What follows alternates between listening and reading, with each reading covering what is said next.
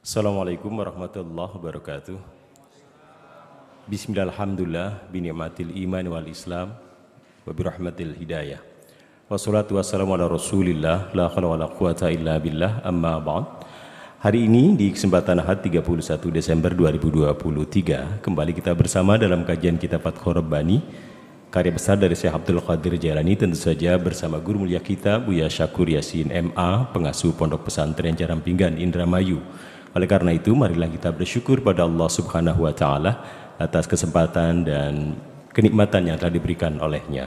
Salawat serta salam juga semoga tetap tercurah limpahkan kepada junjungan kita Nabi besar Muhammad Sallallahu Alaihi Wasallam, juga untuk keluarga dan sahabat-sahabat beliau. Acara ini disiarkan langsung dari Kompleks Pendidikan Pondok Pesantren Jarampinggan, dan Sobat Hima TV juga bisa mengikuti secara live acara ini di kanal YouTube KH Buya Syakur Yasin MA. Dan saat ini Pondok Pesantren Jarampinggan sudah menerima peserta didik baru secara online untuk tingkat pendidikan Madrasah Sanawiyah atau MTS, Madrasah Aliyah atau MA, dan juga Sekolah Menengah Kejuruan atau SMK.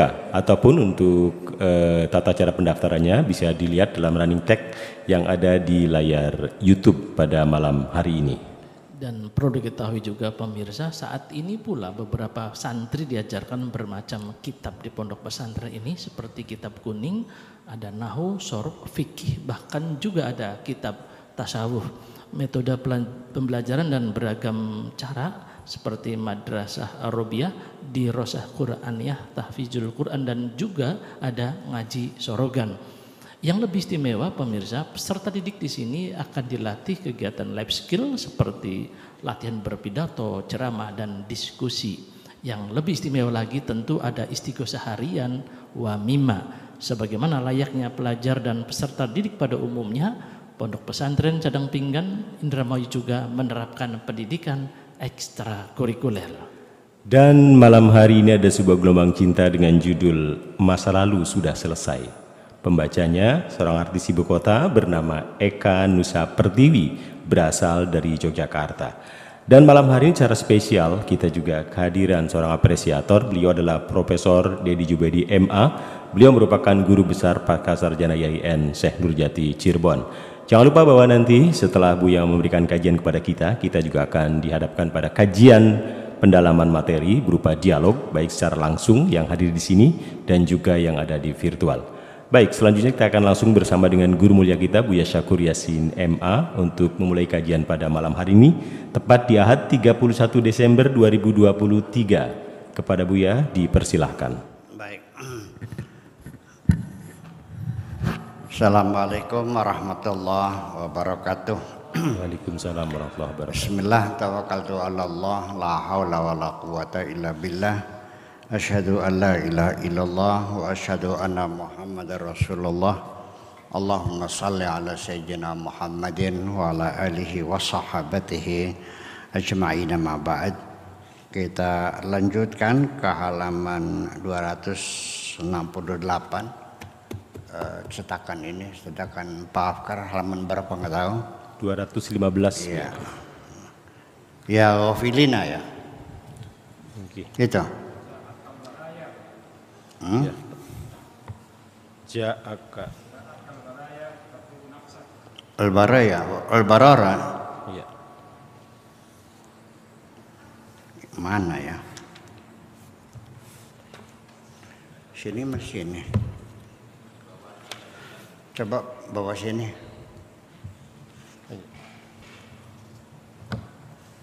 Yang mana? Ya, gula mana? Ini. Apa ini? Iya, mana? 1, 2, 3, 4, 5, 6, 7, 8, 9 baris dari. Ya, gula mana? 1, 2, 3, 4, 9 baris. Mana? Oh. Masa bawahnya ya bulan sih. Tidak kuntahonian ya. Jauh. Ya, itu. Bismillahirrahmanirrahim. Idza kunta ghaniyan, apabila engkau jadi orang kaya, muafian, yang sehat walafiat, masyghulan bimaksiatin, sibuk sehari-hari melakukan kemaksiatan, melakukan dosa-dosa, ya, masyulan bima'siyatil haqqi azza wa jalla, fatubta, lalu engkau bertobat kepada Allah, an jami'il ma'asi wa zillat, dari semua kemaksiatan dan kesalahan-kesalahan, ma dhahar minha wa ma batan, baik kesalahan lahir maupun kesalahan batin. Wasirta fis sahara, kemudian kamu melanglang buana ke padang pasir, ya, wal barari, dan juga ke berbagai macam daratan, wa talabta wajhallahi azza wa jalla, dan kau berharap ridha Allah subhanahu wa ta'ala, ja'akal ikhtibar, nanti engkau akan diuji oleh Allah. Ini konsekuensi orang bertobat dari kemaksiatan. Begitu engkau bertobat, saya menjamin sesuai dengan janji Allah, innallaha yaghfiru dzunuba jami'a, Allah mengampuni semua dosa. Malah Allah, ya, menghimbau kita suruh bertobat kepada Allah. Tubu ilallah taubatan nasuha, asa rabbukum an yukaffira ankum sayyi'atikum.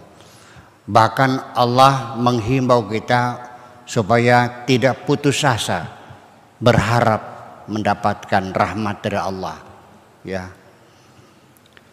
Wala tayasu min rahmatillah, wala tayasu min rauhillah, ada lagi min rahmatillah, ada lagi min rauhillah. Innallaha yaghfiru dzunuba jami'a, Allah berjanji akan mengampuni semua dosa-dosa yang engkau lakukan.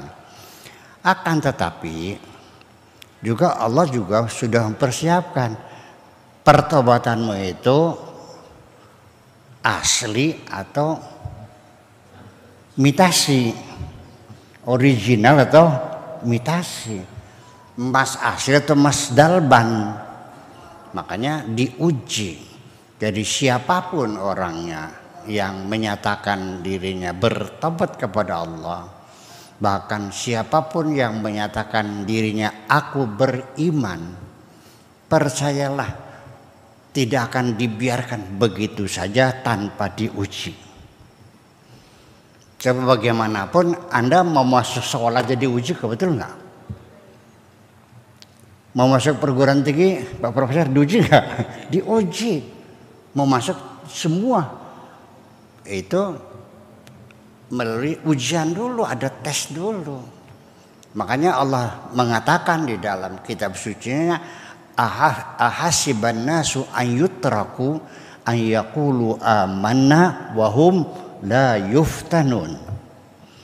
Yang artinya saya terjemahkan dulu, fahasiban nasu, apakah manusia menduga atau mengira an yutraku akan dilepas, akan dibiarkan begitu saja. Ayyaqulu amanna, ketika mereka mengatakan kami beriman, wahum la yuftanun, tanpa diuji, tanpa dicoba. Jadi pasti dicoba. Seorang perempuan juga sama seharusnya, ketika ada laki-laki datang menyatakan cinta kepadamu, diuji dong, jangan langsung diterima. Ya, coba cari teman cewekmu, suruh menggoda dia, tergoda enggak? Iya dong. Betul enggak? Atau langsung percaya aja?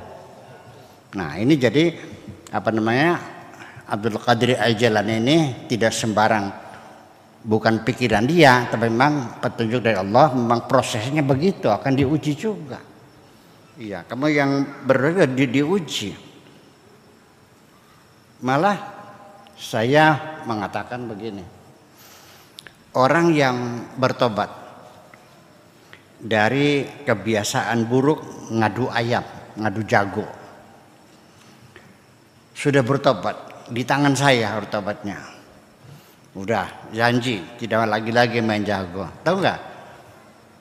Setelah 5 tahun bertobat, masih sering jagonya datang di malam hari di otaknya, kukururuk ngajak main ngadu jago lagi kok.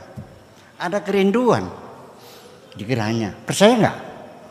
Yang dulu tukang melacur 10 tahun bertaubat, masih datang cewek saya itu ngajak ngelacur.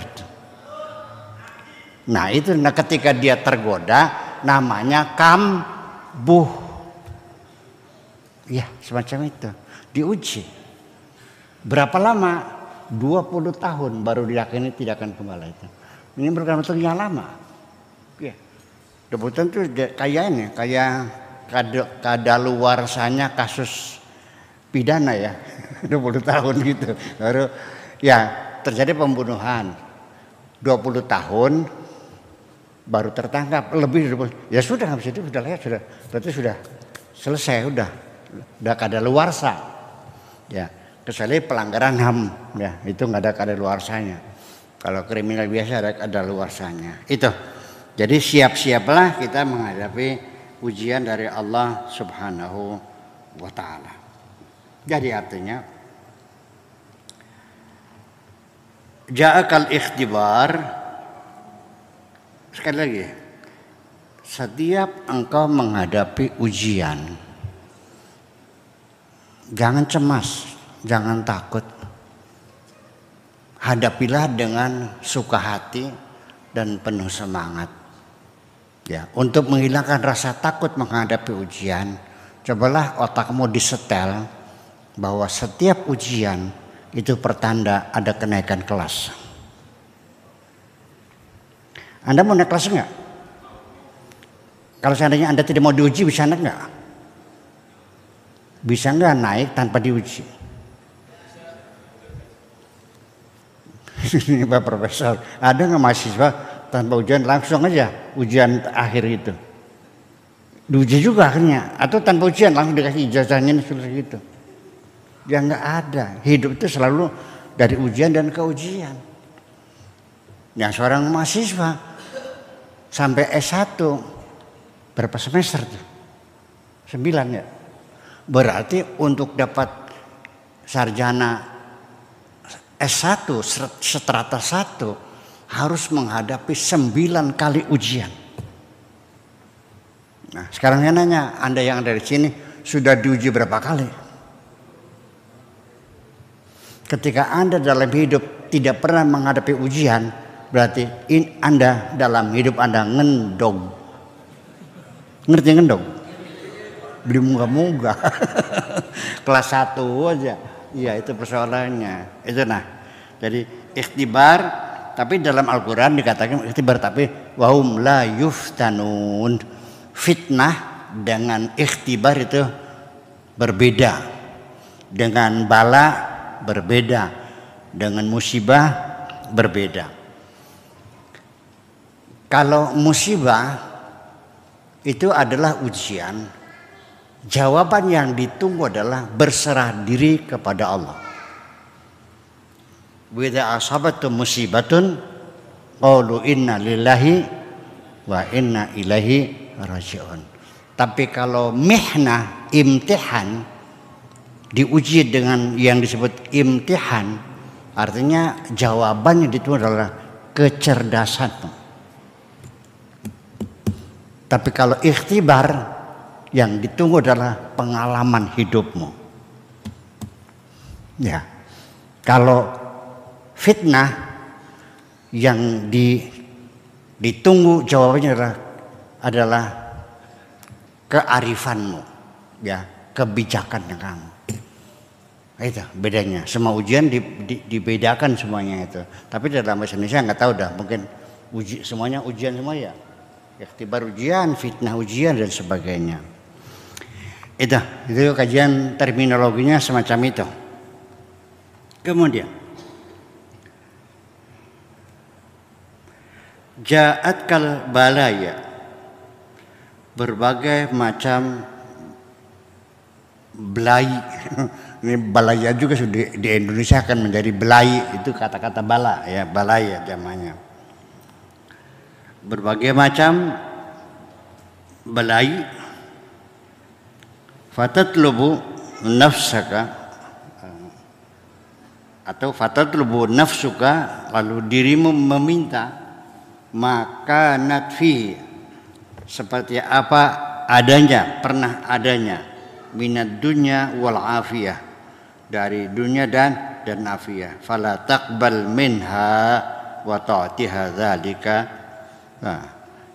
Nah, nanti ketika diuji, nanti dirimu akan merindukan, kepengen kaya lagi, kaya dulu. Begini, kita ngaji nggak usah banyak ya, tapi yang penting masuk. Ada orang datang kepada Pak Kiai. Ini true story ini. Nggak usah disebut namanya lah. Minta dibimbing ingin bertobat. Kata Pak Kiainya, kamunya dosanya apa? Pak Kiai, saya ini pelacur, melacur di Jakarta. Oh gitu. Berapa lama ya? Mungkin ada 10 tahun. Iya. Kata Pak Kiainya, bisa diterima dosamu 10 tahun melacur. Yang 1 kali aja dirajam aja, apalagi 10 tahun. Ya disate lah. Jadi supaya doamu diterima, saya mau nanya dulu, selama 10 tahun kamu melacur, apa hasilnya? Ya saya punya sawah 14 hektar, punya rumah, punya mobil, dan lain-lainnya. Kalau doamu mau diterima, itu harta hasil melacur harus kau buang semuanya itu. Tapi kalau kamu masih makan hasil pelacuran, tidak mungkin dosamu itu diampuni Tuhan. Ya wis Pak Kiai mau kono aja beli sida tobatnya. Ya kan melarat maling. Ya kan terbayang dia harus miskin lagi. Nyong dia tuh dulu ke Jakarta tuh kepengen kaya, kepengen punya rumah. Ketika dia sadar bertobat harus dibuang lagi, harus bikin lagi. Sekalipun yang kena musibah jatuh miskin, masih pengen kaya lagi kok. Ini kan seperti itu. Itu semacam itu. Jadi artinya disinilah perlu ada bimbingan, bukan kepada pelacur yang bertobatnya, tapi kepada kiai yang membimbing umat juga harus ada pelatihan-pelatihan. Nggak boleh dong begitu tuh. Jadi ya kalau ada foto, ya sudah, mangga silakan. Kapan? Sekarang. Ayo baca syahadat lagi. Ayo mandi. Yuk ikut salat taubat dengan saya. Udah semua dosa mau diampuni, selesai. Nanti juga kalau dia taubatnya itu betul-betul taubat nasuha, nanti dengan sendirinya akan terjadi peningkatan kualitas. Akan terjadi peningkatan kualitas. Bukan harus dibuang semua hartanya. Ditambah lagi juga bagi saya harta hasil pelacuran itu bukan hasil perampokan, bukan. Seorang pelacur dapat uang tidak ada yang dirugikan dan dia terima uang juga ikhlas ridho. Lah, tawar menawar enggak? Ada kesepakatan enggak? Selesai. Iya. Jadi haramnya itu adalah bukan uang pemberian, tetapi merusak dirinya sendiri. Ya. Merusak, apakah itu berupa penyakit, apakah itu penyakit AIDS, apakah itu Vietnam Rose, apakah itu gonore atau sifilis dan lain sebagainya. Yang jelas penyakit psikologis tidak bisa dihindari. Kalau tidak depresi berat ya bipolar. Kenapa? Karena dia menghancurkan dirinya sendiri. Melayani seseorang laki-laki yang tidak disukainya. Menyerahkan dirinya untuk diacak-acak semacam itu. Sadar nggak? Itu kan penderitanya kan di situ. Menderita mereka itu. Kalau uang mah nggak ada urusan. Yang haram itu adalah merusak dirinya sendiri itu. Nah ya, itulah makanya terima saja dulu. Kapan tobatnya? Ya sekarang saja sekalian. Bagaimana caranya? Yuk mandi dulu, mandi tobat dulu. Yuk baca syahadat. Yuk kita sholat tobat. Terus katakan semua dosamu sudah diampuni Tuhan. Selesai. Nanti juga kalau itu dengan sendirinya tobatnya diterima, akan dibimbing oleh Allah. Bagaimana dia mengelola, bagaimana dia ke depan akan diatur sendiri. Bukan tugas kiai. Allah yang membimbingnya. Iya, akan ada peningkatan kualitas. Itulah maksud saya. Jadi artinya bahwa ini saya bukan lagi membela pelacur ya, bukan ya? Atau membela, bukan? Enggak lah. Ya enggak lah. Jadi artinya sampai begini Pak Profesor. Ada seorang pelacur pulang ke kampung, di kampungnya lagi ada pembangunan masjid. Dia nyumbang 5 juta. Ya, hasil rapat di desa saja, swadaya masyarakat, itu hanya dikenakan 500.000 per kakak kan kesepakatannya. Ini seorang pelacur sendirian 5 juta, 10 kali lipat. Itu uangnya dilemparkan ke mukanya. Dibilangnya uang najis. Masa bikin masjid pakai uang najis begini gitu. Ya, sampai perempuan itu nangis. Terjadi hal-hal yang tidak kita harapkan, komentar macam-macam, sampai akhirnya diangkat dalam Bahsul Masail, kumpulan para ulama Bahsul Masail Nahjul Maram yang saya ketuanya. Pertanyaannya bagaimana hukumnya sumbangan untuk masjid dari seorang pelacur. Para kiai yang hadir jawabannya macam-macam, ada yang haram, ada yang makruh, ada yang syubhat. Ya, kalau yang syubhat dikiaskannya dengan jaringan seser di depan masjid di jalan raya. Yang cuma kan belum tentu uang halal semuanya. Mungkin ada copetnya, ada malingnya, ada penipunya, ada koruptornya segala macam kan. Ya, nggak semuanya gitu kan. Jadi syubhat lah. Dan juga kita tidak memastikan uang 5 juta yang diserahkan sumbangan untuk masjid itu apakah hasil melacur ataukah warisan dari orang tua. Kita kan nggak tahu. Tapi yang jelas saya menyalahkan imam masjid yang sok menganggap dirinya paling suci sendiri. Itu salah. Ya.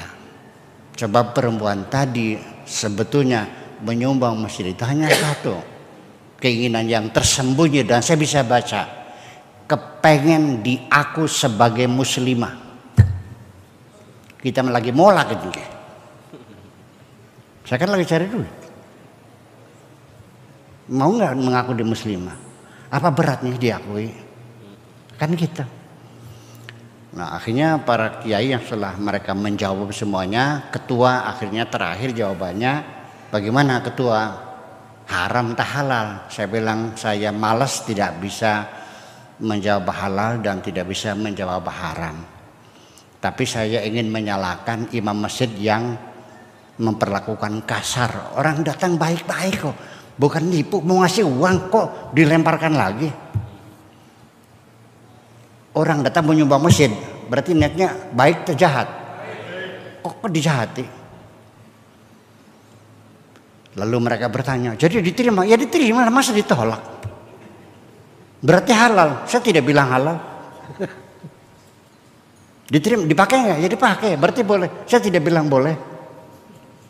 Masa uang dibakar, yang bos pakai dong apa? Tapi uang itu dipakai jangan beli keramik buat tempat sujud, beli kloset buat tempat kencing. Kok begitu? Ya kan asalnya dari kencing, dikencingin lagi aja. Asalnya dari kencing, dikencingin lagi kan sudah adil kan berarti kan? Iya, itu artinya. Beginilah. Malah justru saya memperhitungkan jangan-jangan Allah memberi hidayah kepada seorang pelacur kembali ke jalan yang benar, mungkin gara-gara kebaikan dia nyumbang masjid kok. Mungkin nggak Profesor? Jadi Allah dari kebaikan itu, ya iya dong. Siapa tahu. Nah ini kita kan aneh. Kalau sumbangan dari pelacur ditolak, kalau sumbangan dari seorang koruptor yang menghisap darah rakyat dimuliakan. Betul nggak? Dikasih karpet merah. Bawa wartawan lagi ekspos di koran. Ya, padahal yang disumbangkan darah rakyat kan. Ini kan darah dia sendiri kok. Tidak ada darah lain. Dan itu persoalannya. Jadi kita sendiri selagi kita beragama masih terikat dengan hitam dan putih, hukumnya haram tak halal, nggak selesai dan nggak maju-maju akhirnya. Sampai ini HP, boro-boro bikin HP-nya berinteraksi dengan teknologi belum mampu. Masih aja ditanyakan bagaimana hukumnya Pak Kiai ngantongi HP, dibawa berak, di HP-nya ada rekaman Al-Quran. Bagaimana hukumnya? Paham nggak Pak?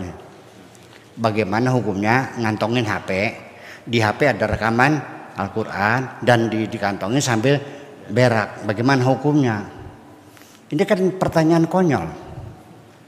Saya tidak menjawab, tetapi saya tanyakan lagi, saya bertanya lagi, bagaimana hukumnya orang yang hafal Quran boleh berak enggak?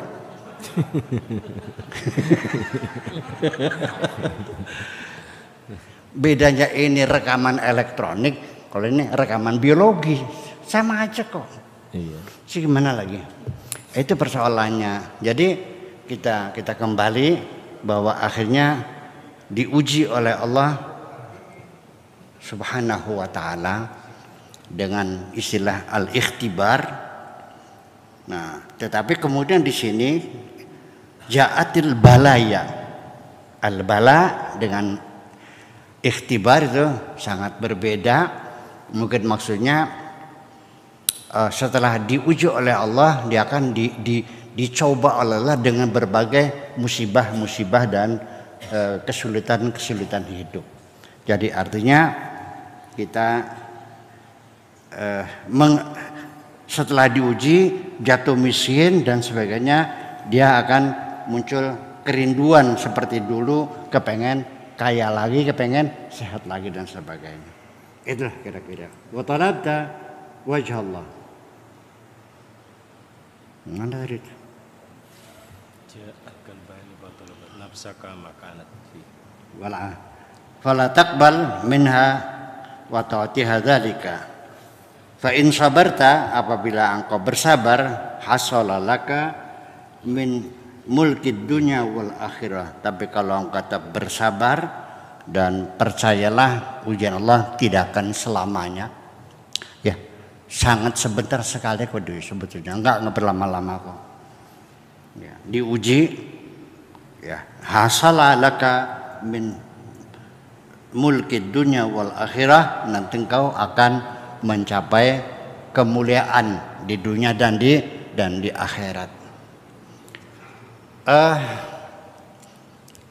Saya juga pernah diuji seperti itu sampai mencapai titik nadir, nol semuanya, habis ya, kembali kepada nol lagi ya, sampai akhirnya saya ditanya, masih percaya? Aku masih tetap percaya. Sampai kapan? Sampai titik darah penghabisan. Ya, aku tidak akan bergeser di depan pintumu apapun yang terjadi. Ya, sehingga saya yakini apapun yang Allah ambil dari diriku, saya yakini pasti aku akan diberi penggantian yang lebih baik lagi. Makanya tidak ada kekecewaan sedikit pun ketika Allah mengambil apapun. Silakan, aku yakin akan diganti yang lebih baik. Seperti mobil sudah rusak, sering mogok, ya kan? Kayak kemarin Karawang tuh mau ke laut, mau di jalan, ya sering mogok, dia diambil aja, diganti yang baru, mau nggak? Pak Far, kalau mobilnya udah tua, diganti yang baru, mau nggak? Nah, ini banyak sekali dalam persucian, seringkali manusia sudah kehilangan kesabaran. Makanya disebutkan wa in sabarta, kalau engkau berhasil bertahan dalam kesabaran, tidak akan lama lagi. Bagi mereka yang sedang ada di bawah, nggak usah bersedih hati.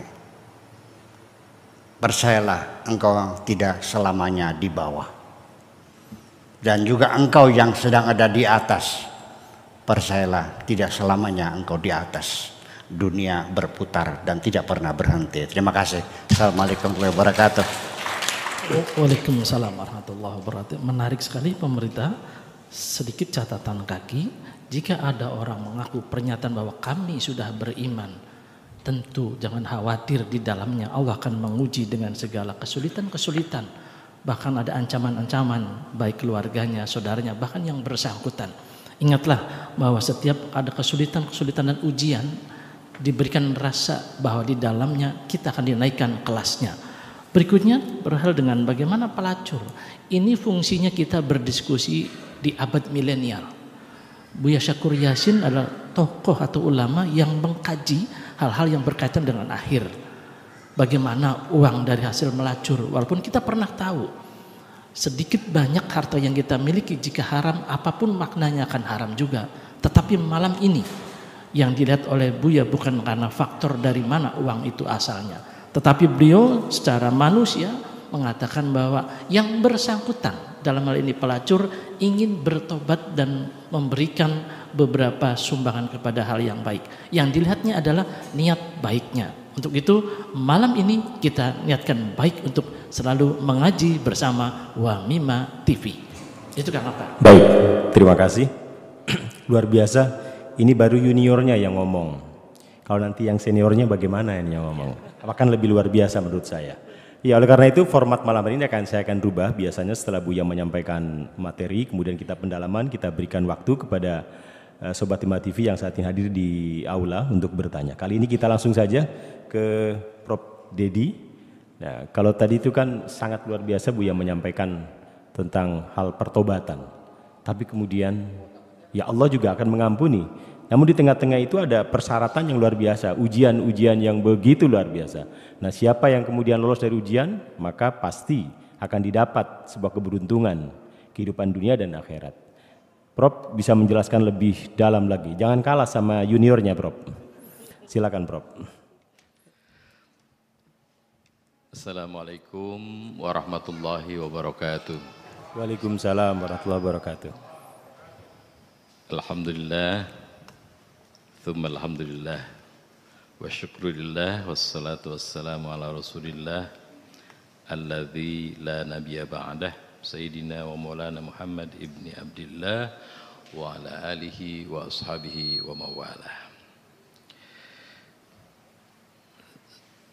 Sejatinya, saya ingin hanya mengaji, menuntut ilmu secara total dari Buya Syakur malam ini. Untungnya judulnya kalau nggak salah itu apresiator ya. Jadi kalau apresiator mengapresiasi saja.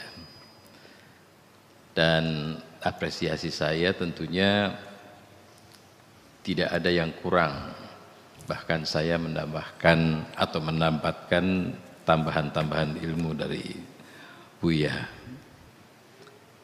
Kalau soal ujian tuh saya sering menguji memang, ya, gitu. Dan alhamdulillah Buya, saya tidak termasuk dosen killer ya, karena enggak enak juga rasanya kalau tidak diapresiasi atau bahkan dihukum begitu. Layaknya Allah Subhanahu wa taala yang dengan paparan Buya, yang harus dibangun dalam pikiran kita itu adalah mindset bahwa Allah Maha Pengampun itu akan menghadirkan energi bagi kita untuk melakukan kebaikan demi kebaikan. Karena kalau orang merasanya atau terasanya ada ancaman, itu tidak nyaman, Buya, menurut hemat saya. Jadi apa yang disampaikan Buya mau diuji, saya selalu mengatakan kepada mahasiswa, tenang aja. Karena yang ujinya juga dulu mahasiswa gitu. Dan pada saat jadi mahasiswa ya diuji seperti itu. Saya meskipun profesor, Buya, tapi saya merasa harus lebih banyak lagi nuntut ilmu, karena pada waktu itu berbeda aturan main ujian itu. Dulu itu nggak boleh nyontek. Kalau sekarang itu justru sangat mudah sekali untuk nyontek. Satu hari saya mau diuji dan soal sudah dibagikan,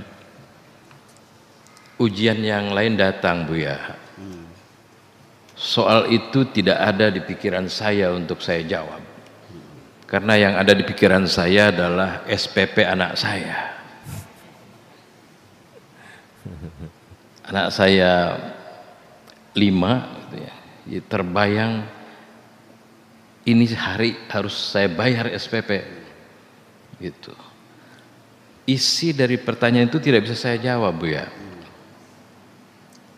Jadi artinya bahwa ujian itu tidak datang satu persatu, bisa saja sekaligus datangnya. Jadi fitnah dalam artian tadi adalah kearifan, itulah yang harus dilatih. Jadi kalau menghadapi ujian itu berbarengan, nah kita mindsetnya harus itu fitnah itu, tidak perlu imtihan, bukan kecerdasan. Dan itu akan mempengaruhi juga jawaban saya terhadap orang yang menguji itu untuk juga bisa lebih arif. Buktinya adalah pada waktu itu yang larangannya itu mencontek kalau menguji, kalau punya kecerdasan, ujian jadi gabungan antara bagaimana arif dan bagaimana cerdas.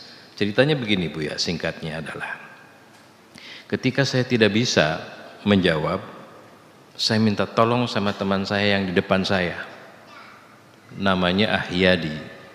Ya jaluk tulung si nomor jika nomor 1 tuh awalnya apa, padu awalnya baik gitu. Itu tidak ngasih, langsung ditutupin jawabnya. Kenapa kamu pelit amat gitu? Iku pengawas yang ngarep deh, aku dikeluarkan. Setitik baik awalnya baik, beli bisa. Kang bener si ente neng sohib bengkonon, beli bisa.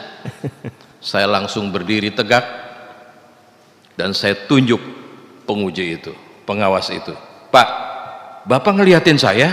Enggak, katanya. Tuh kan enggak, saya pinjam. Jadi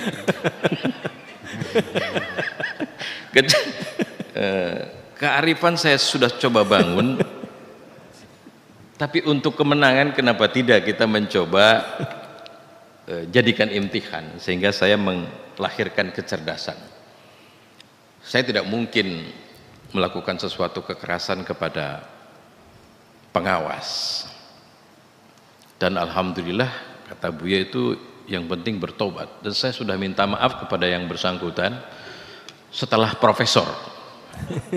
Jadi saya peluk dia, aku bisa jadi profesor karena sampean.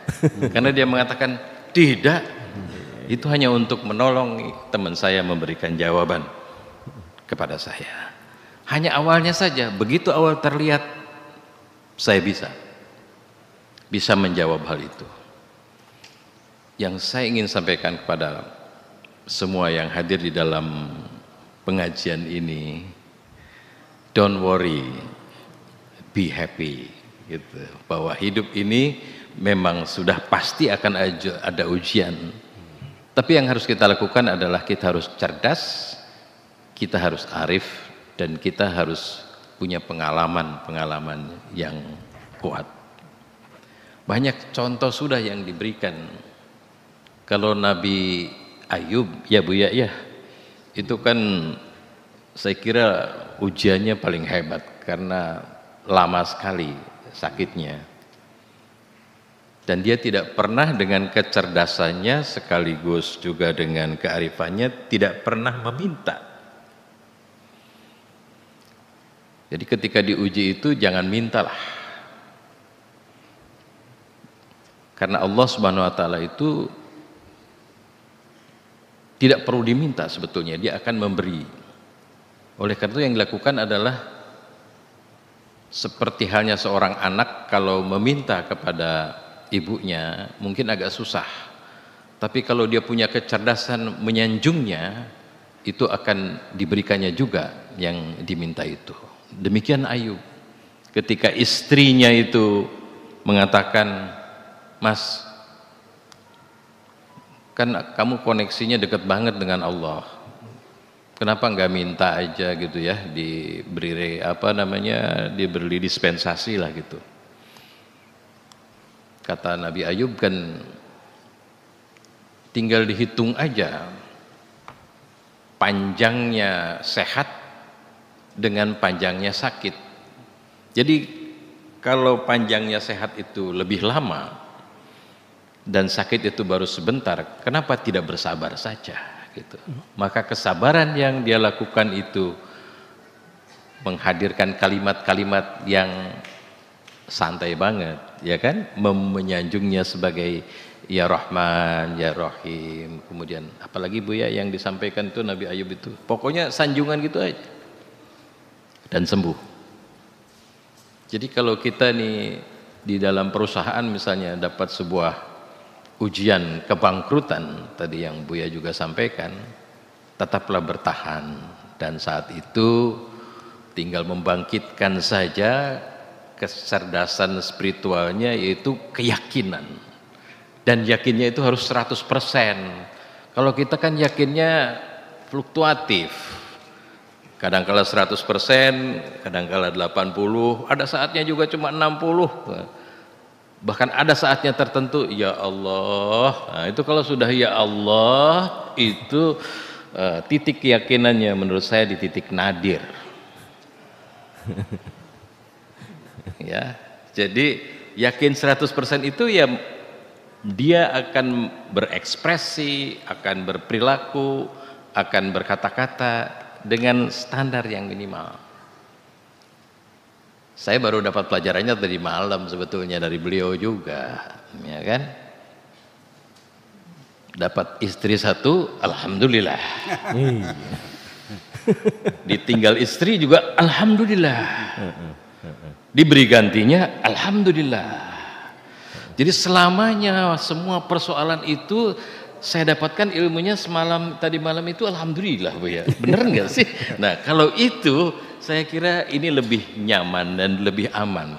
Ujian apapun yang kita hadapi, bahwa tetap saja kita hanya menghaturkan pujian kepada Allah saja. Meskipun ada ya bahwa man lam yashkurin nas lam yashkurillah, ya berterima kasih ke Pak Dokter itu hakikatnya adalah berterima kasih kepada yang menciptakannya, karena Allah telah menciptakan dokter yang baik, tapi pikiran kitanya tetap Allah. Itulah yang disebut dengan keyakinan 100%. Yang kedua, doanya serasi. Kalau doa kita serasi, itu insya Allah. Jadi suami istri berdoa serasi, itu akan menguatkan keyakinan dan akan mencapai catatan Tuhan bahwa dia layak untuk diluluskan ujiannya. Contoh, Ma, anak-anak, ayo kita berdoa ya kepada Allah SWT agar satu ujian diselesaikan dengan baik, tetapi juga diberi rizki oleh Allah SWT berupa uang yang banyak, mobil yang bagus. Anak-anak amin, tapi istrinya enggak juga, ya Allah ntar kalau kebanyakan duit selingkuh dia kan. Itu jadi doa itu ketika tidak serasi itu akan terjadi catatan-catatan yang mendistorsi ya. Contoh katakanlah bupati menginginkan sesuatu dan memohon kepada Allah, tetapi wakilnya mungkin tidak mengaminkan. Maka kalau sebuah program tidak berjalan, pasti karena tidak ada keserasian. Jadi dengan kata lain, ujian harus dihadapi dengan serasi dalam doanya. Dan yang ketiga, aksinya yang pasti. Jadi berdoa saja tidak cukup. Ya, harus berdoa itu diikuti dengan aksi. Keyakinan itu harus diikuti dengan aksi. Yakin bahwa Allah akan meluluskan kita dalam ujian ini, doanya semuanya serempak dan kompak, kemudian aksinya juga dilakukan. Kalau sakitnya adalah flu, maka perintah dokter jangan minum es, ya turuti. Meskipun kondisi sangat panas sekali dan kita menginginkannya. Kira-kira begitu. Mungkin begitu Buya yang bisa saya tangkap. Tetapi saya sedikit aja bahwa manusia itu tadi naik turun fluktuatif. Ada sebuah lagu, boleh nggak Buya nyanyi sedikit? Ya. Ya.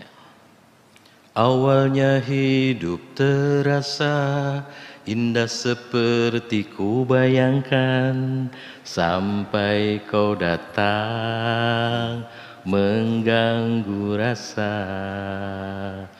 Dulu tak ada yang salah, dulu tak ada problema, sampai kau datang menghancurkannya. Aku benci kepada kamu, tapi hati memilih cinta. Kalau yang tahu judulnya, inginnya ku menjauh, menghapus jejakmu, tetapi hidup malah satukan aku dan kamu bahagia. Apa ya artinya? Nggak ada, nggak nyambung juga. Cuma menurut saya begitulah hidup. Ada tantangan kita hadapi, tapi yang paling harus dipilih segala sesuatu diselesaikan dengan cinta. Assalamualaikum warahmatullahi wabarakatuh. Waalaikumsalam warahmatullahi wabarakatuh. Luar biasa. Sebenarnya tadi lagu itu masuk ke sesi kuis sebenarnya. Yang tahu judulnya ada hadiah 100.000. Cuman terlambat. Baik, ini waktunya sudah semakin mendesak. Sebenarnya saya ingin Buya juga merespon apa yang disampaikan Prof tadi. Tapi ini waktunya sudah semakin larut. Jadi kita langsung masuk sesi berikutnya di sesi pembacaan gelombang cinta. Baik, di ujung virtual sudah terhubung dengan kami ada Mbak Eka Nusa Pertiwi. Assalamualaikum Mbak Eka. Waalaikumsalam Pak. Iya, alhamdulillah, terima kasih Mbak Eka sudah sekian kali, dan Mbak Eka ini ternyata banyak sekali fan-nya ketika membacakan gelombang cinta, dan memang karena ada semacam kekhususan, ciri khas tersendiri ketika membaca gelombang cinta. Mbak Eka ini adalah seorang artis, dia juga pemain drama, kemudian teater juga aktif, di beberapa film juga beliau sirang main film, dan aslinya dari Yogyakarta. Kebetulan dia juga bersuamikan orang Indramayu dan sama-sama juga pemain film. Kali ini Mbak Eka Nusa Pertiwi dalam sebuah gelombang cinta dengan judul Masa Lalu Sudah Selesai. Silakan. Baik, terima kasih. Assalamualaikum warahmatullahi wabarakatuh. Waalaikumsalam warahmatullahi Terima wabarakatuh. kasih Buya dan Wamima TV sudah percaya kepada saya untuk membacakan lagi dan lagi puisi Buya yang spesial ini di penutup tahun Masehi yang berjudul Masa lalu sudah selesai.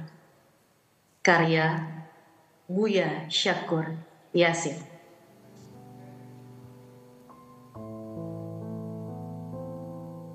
Ketika ilmu pengetahuanmu semakin bertambah dan kesadaranmu meningkat, maka engkau akan memilih tutup mulut. Tidak suka mendengarkan omongan orang lain yang tidak membawa manfaat. Tetap saja, tidak dapat dipungkiri, lelaki jatuh cinta kepada seorang perempuan adalah karena kecantikan dan penampilannya.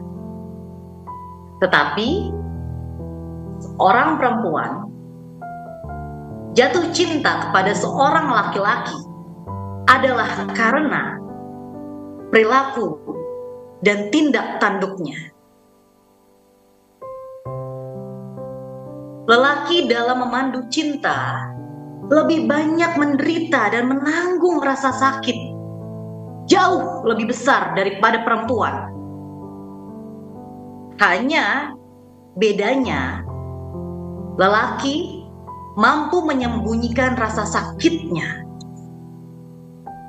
Berbeda bila dibandingkan dengan perempuan.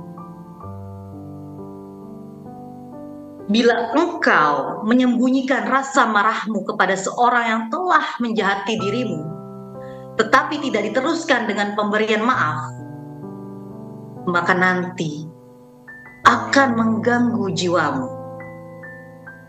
Nanti engkau mudah tersinggung dengan persoalan sepele dan marahmu akan meledak-ledak, susah dikendalikan. Rasa bosan atau jenuh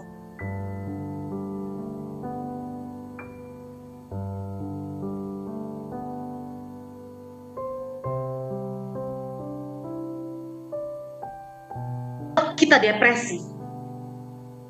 Untuk itu, maka sangat dianjurkan kita mesti punya kesibukan apa saja yang dapat kita lakukan. Jangan biarkan ada ruang-ruang kosong dalam pikiran kita. Karena keadaan kritis seperti itu akan menjadi pintu masuk bagi terjadinya perubahan-perubahan mendasar dalam kehidupan kita.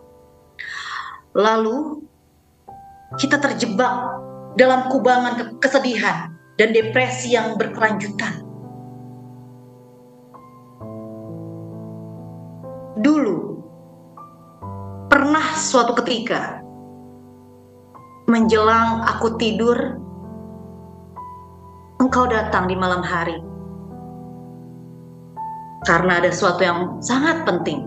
Lalu kita bercakap-cakap, tidak terlalu lama. Setelah engkau pergi, lalu aku pun masuk ke kamar, berbaring. Apa yang terjadi? Wahai kekasihku, aku tertidur sangat lelap dan nyenyak. Tak ubahnya seperti menelantil tidur jenis Valium. Memang, bercakap-cakap dengan orang yang kita cintai sebelum tidur membuat tidur kita lelap dan nyenyak. Wajahmu yang tampil lebih muda dari usia yang sesungguhnya, atau biasa disebut dengan baby face, adalah disebabkan karena hidup yang engkau jalani sehari-hari bergelimang dengan kebahagiaan, tanpa tekanan dan ketegangan. Biasanya, dengan seizin Tuhan, engkau bisa panjang umur di atas rata-rata. Setiap aku berbincang denganmu dan engkau berada di sampingku, ada sesuatu yang kurasakan dalam diriku.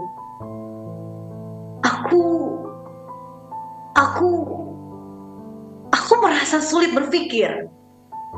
Sampai aku tidak mampu membangun argumentasi di hadapanmu. Mungkin ini Mungkin hal ini dirasakan oleh kebanyakan laki-laki, yaitu apabila seorang lelaki berhadapan dengan perempuan cantik, selalu kecerdasannya akan menurun drastis, lalu menjadi dungu.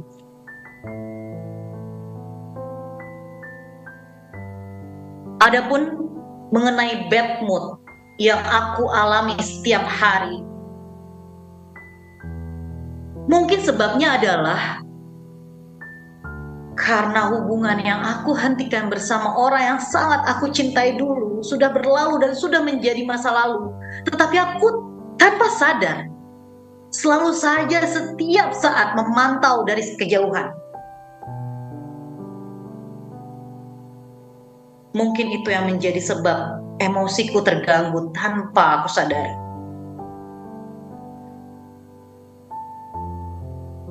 Demikian sebaliknya,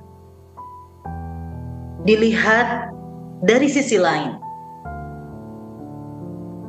Ketika aku membenci seseorang karena suatu sebab, maka nanti apapun yang dilakukannya akan mengganggu perasaanku, lalu berubah menjadi kegelisahan, sekalipun yang dilakukan adalah persoalan yang biasa-biasa saja.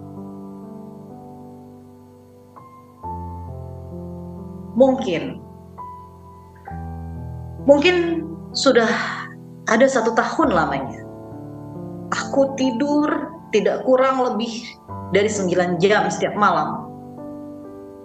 Lama-kelamaan akhirnya dapat kurasakan, ternyata pengaruhnya sangat besar sekali.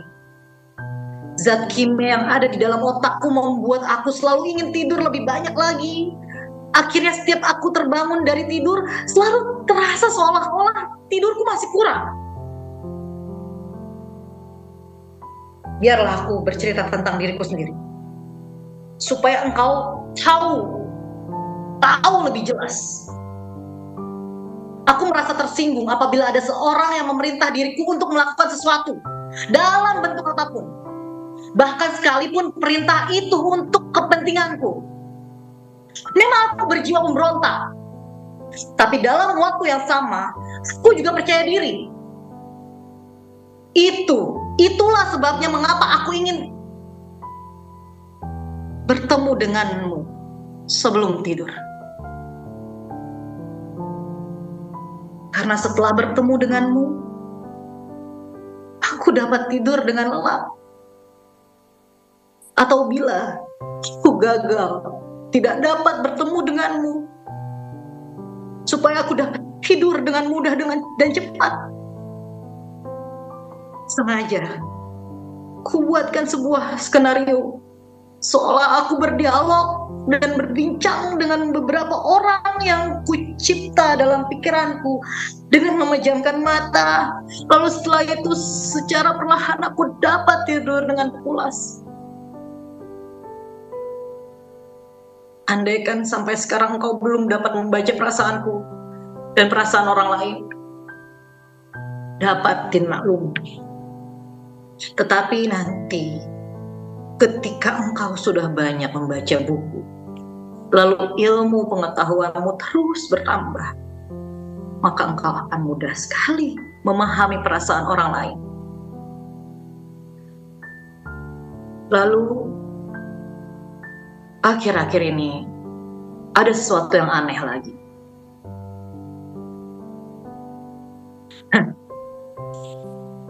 Cara engkau mengikat rambut berubah, tidak seperti biasa. Sekarang engkau mengikat rambut seperti buntut kuda.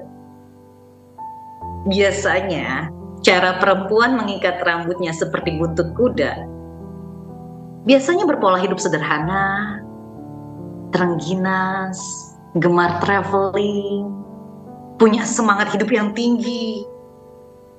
Di samping itu semua, juga perasaannya menggelora, selalu ingin membantu orang lain, sekalipun mesti mengurangi kenikmatannya sendiri.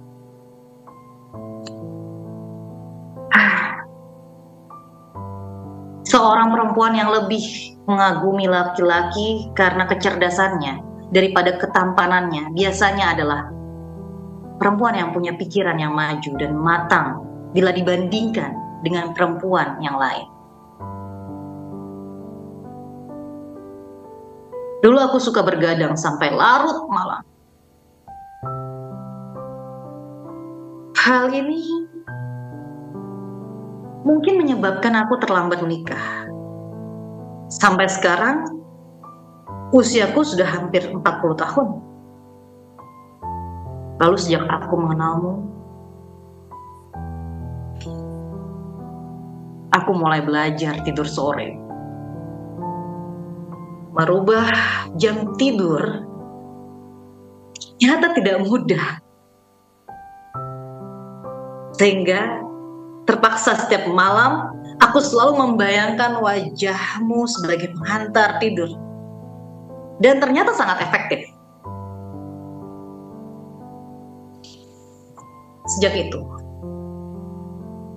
Sejak itu aku mulai mengerti bahwa orang-orang yang menderita depresi sebenarnya mereka itu mempunyai pemikiran yang sangat realistis.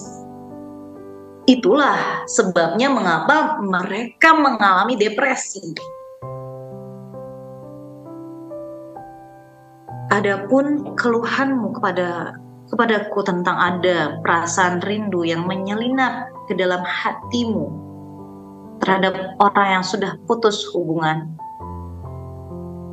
itu sebenarnya sama sekali tidak berarti engkau ingin kembali merajut hubungan dengan kekasihmu yang dulu. Melainkan secara psikologis bahwa kerinduanmu itu merupakan kunjungan jiwamu terhadap perasaan-perasaanmu sendiri yang tercecer dengan peristiwa yang telah lalu sama sahabat lama. Kemudian lagi, dalam suatu acara penting dan resmi, engkau tertawa terbahak-bahak. Entah mengapa engkau tidak dapat menahan diri untuk sementara waktu. Tetapi, namun demikian, aku bisa melihat sisi positif dari apa yang aku lihat tentang dirimu. Bahwa engkau adalah seorang perempuan yang punya kepribadian yang jelas dan jujur. Tidak suka kepalsuan dan tipu-tipu. Lagi-lagi engkau menyesal. Mengapa tidak menjawab dengan tegas? Mengapa tidak memberikan reaksi yang tepat pada saat itu? Padahal peristiwa itu sangat menyakitkan.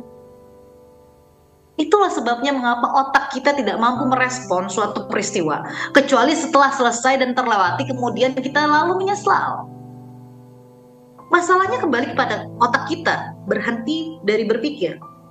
Ketika emosi kita sedang meledak-ledak dan kemarahan sedang mengamuk, perlu diketahui bahwa akal kita tidak dapat berpikir di bawah tekanan. Itulah sebabnya mengapa negara yang dipimpin oleh seorang diktator, rakyatnya akan menjadi dungu karena tidak mampu berpikir. Siapapun orangnya, mungkin juga termasuk dirimu. Wahai kekasihku, ketika menangis karena sedih ditinggal pergi oleh seseorang yang sangat penting bagi dirimu, sebenarnya engkau menangis bukan karena kepergiannya, melainkan karena kesadaranmu bahwa orang yang sangat penting itu tidak akan berulang kedua kalinya dalam kehidupanmu. Jadi engkau menangis adalah karena sakit dan sedih, karena engkau harus menerima realita yang pahit bahwa orang yang penting dalam hidupmu itu tidak dapat digantikan oleh siapapun.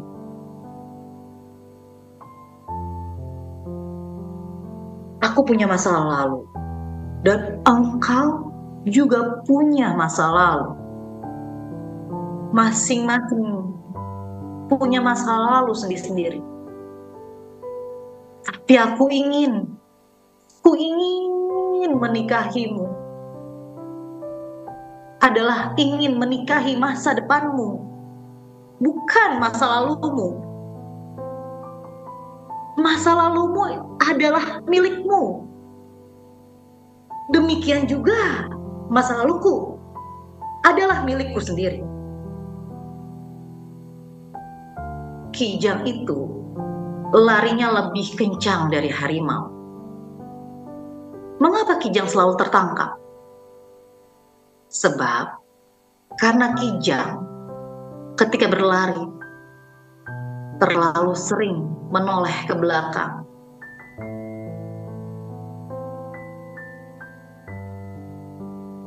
Untuk itu, mari kita berlari, terus menatap masa depan.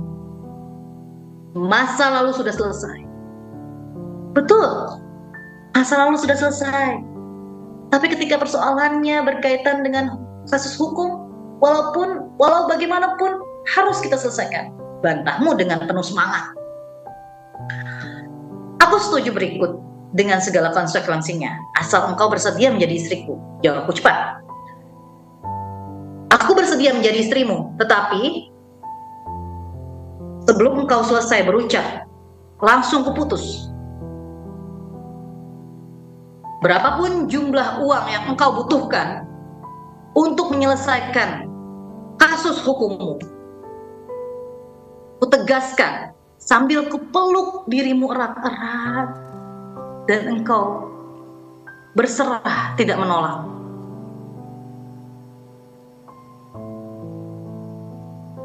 Indramayu, 31 Desember 2023, Buya Syakur Yasin.